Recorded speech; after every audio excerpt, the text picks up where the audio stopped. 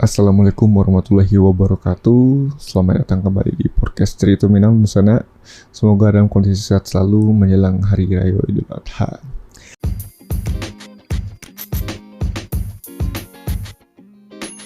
Halo Dunsana, kalau Dunsana alun tahu tentang Anchor, jadi tuh tampil paling gampang untuk beli podcast. Nah, Anchor tuh perai, sudah tuh inyo ada alai itu yang bisa merekam cuma edit podcast langsung dari HP ataupun komputer sana. Beko, Anchor akan mendistribusikan podcast Dunsana ke Spotify. Dan yang terakhir, Dunsana bisa juga hasilan pitih dari podcast tanpa pandangan minimum. Sadola yang Dunsana butuhan ada di Anchor. Unduh aplikasi Anchor secara operai atau buka anchor.fm untuk memulai.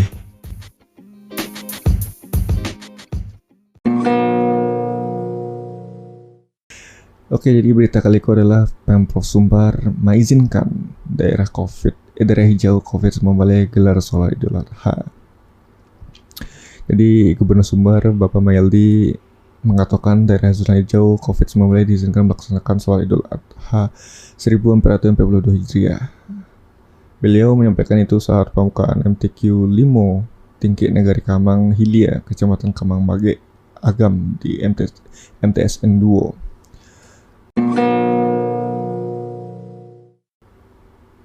Beliau melanjutkan saat pelaksanaan masyarakat di zona hijau COVID-19 diimbau tetap patuhi protokol kesehatan. Masyarakat diimbau untuk ikut vaksin agar tingkat penyebaran virus bisa ditekan.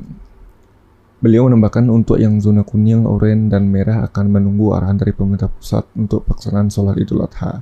Kemungkinan akan sama dengan pelaksanaan Idul Fitri sebelumnya, yaitu mengikuti zona mikro. Di sisi lain, Bapak Meldi mengatakan MTQ adalah sebuah kegiatan yang sejalan dengan gerakan kembali ke negari dan kembali ke surau. Nilai-nilai positif banyak yang bisa diambil dari kegiatan-kegiatan yang digelar secara bersama-sama kompak dari berbagai lapisan masyarakat. Menurut beliau, nilai-nilai itulah dulu yang menciptakan tokoh-tokoh yang berperan besar dalam perjuangan mendirikan bangsa hingga kemudian dikenal secara nasional dan internasional.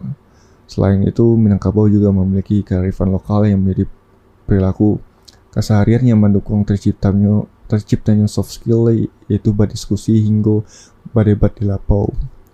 Hal itu pululah makanya tokoh-tokoh dari ranah Minang bisa memiliki kemampuan diplomasi jo negosiasi yang kuat. Semulu bamulu dari negari, dari lapau-lapau, dari kearifan lokal kita, kata Bapak Meldi. Beberapa cabang yang dipalombakan dalam MTQ tersebut diantaranya cabang tilawah, tartil putra-putri, hafiz Al-Quran, dan azan. Jadi begitulah dan senang ya untuk beritanya. Seperti biasa, jangan lupa untuk follow podcast Cerita Minang di Spotify, Facebook, Twitter, dan Instagram. Mohon maaf jika ada kekurangan dan salah kata dan salah ya. Sampai jumpa di episode selanjutnya. Wassalamualaikum warahmatullahi wabarakatuh.